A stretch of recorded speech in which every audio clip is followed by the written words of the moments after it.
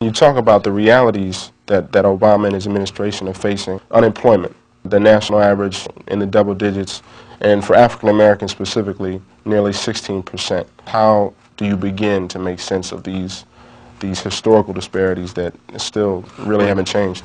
Greed is still running amok on Wall Street. That's why they can talk about a recovery and the recession being over, because Wall Street and the stock market's up. Poor people are in no way a priority.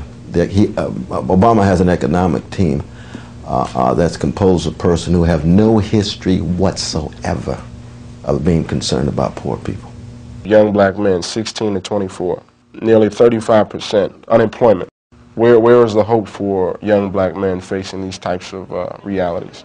Obama made it clear that when he moved into the White House, and it was a beautiful thing to see he and Michelle and the two precious girls, that he was going to reassure the establishment. And that's exactly what he's been doing. He's been doing a good job reassuring the establishment. Well, there's many of us who believe the establishment is on our necks, and on the necks of Brother Jamal, Sister Letitia. Now, Jamal and Letitia have to get their act together, but they can get their act together all they want.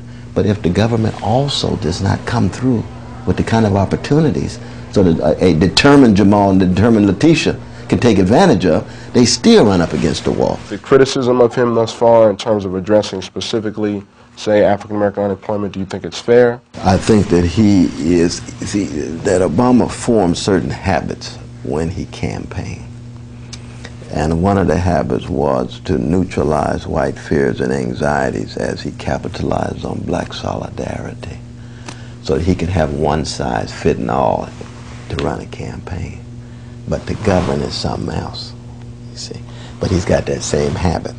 So when he talks about the disproportionate amount of social misery, poor communities, disproportionately black and brown and red, one size doesn't fit all. Come to the black community, get yourself together, pull yourself up by your own bootstrap, personal responsibility. Oh, you didn't say that when the investment bankers were in trouble, did you? They didn't have to pull themselves up by their own bootstrap. They got $787 billion. Can you imagine giving $787 billion to poor people? It only takes $50 billion to wipe out poverty in major portions of the country, you see. Afghanistan, billions of dollars. It's going to take priorities. You really look at it as a matter of economics? It's definitely economics, but it's priorities in your economic policy. Very much so. And that doesn't downplay individual initiative. People still need to get their acts together. But it's just not a matter of an individual initiative. You can have all the individual initiative in the world, but if you live in a hood where bullets are flying, where families are collapsing, where jobs are disappearing, then it's going to be 1 out of 10,000 who do it, the Michael Jordans. It's going to be the Oprah Winfreys, you know, the highly determined, genius-like figures who will get over. But they have many cousins who deserve a fair break, a fair deal. Will those numbers for young black men, 16 to 24, do you see them changing? Do you see them declining? What? They're going to get worse if we don't have a jobs policy. And by jobs policy, what I mean is a kind of version of the New Deal that FDR did that creates jobs for persons who do not have college education, what the manufacturing sector used to do. That's what we need, a serious job policy. In the same way we had an investment banker policy when they were in trouble.